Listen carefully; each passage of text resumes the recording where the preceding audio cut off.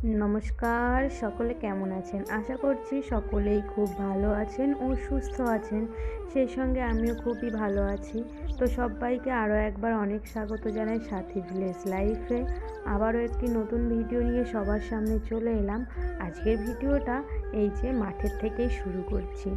দেখুন এই গাছগুলো টমেটো গাছ। এগুলো হলো আমাদের জমির, এর আগেও আমি দেখিয়েছি। তো টমেটো গাছগুলোকে না এইভাবে দড়ি টানিয়ে আর এই যে বড় বড় এক একটা খুঁটো দিয়ে বাঁধতে হয়।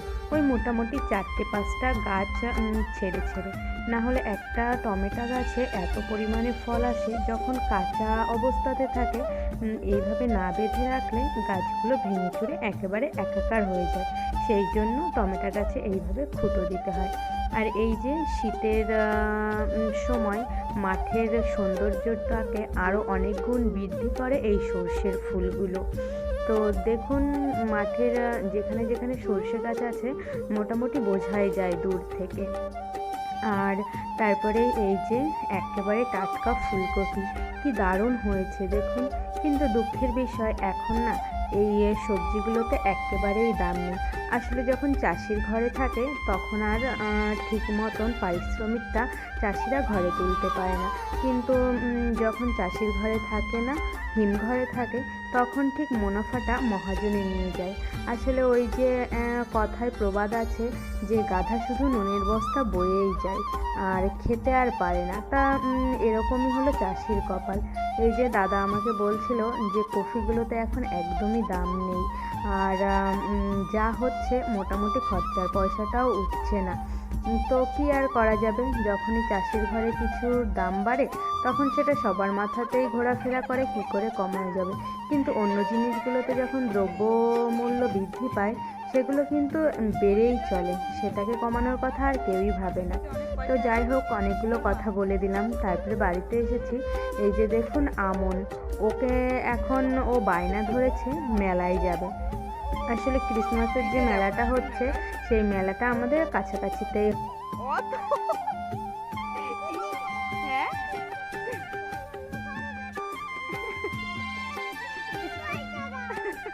স্কুটিতে তেল নেই, স্কুটি কে চালাবে? তুমি চালাবে তো?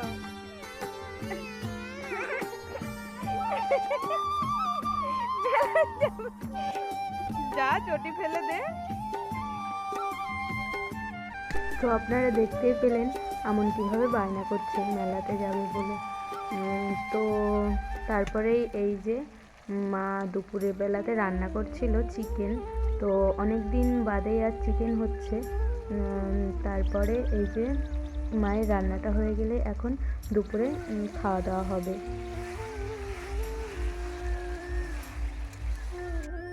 তো তারপরে আর কোনো রকমই ভিডিও করা হয়নি, একেবারে রাতের বেলাতে ভিডিও করেছিলাম খাওয়ার সময়। যেহেতু চিকেন হয়েছে আর শীতের সময়, এই সময়টাতে আমরা আর কি রুটি খাই বেশিরভাগ দিন রাতেই। তো দুপুরে চিকেন হয়েছিল আর সেটাই একটু ছিল।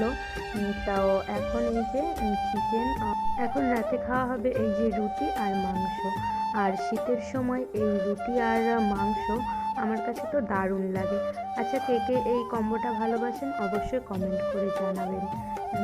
তো এখনও মা আর বাবা খাবে না বলছে। তো রাত বেশ অনেকটাই হয়ে গেছিলো, খাওয়ার সময় হয়ে গেছিলো।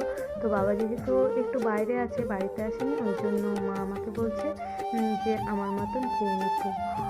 তো তার জন্য আমি এই যে আমারটা বেড়ে নিয়েছি আর মা আর বাবা পরে খাবে।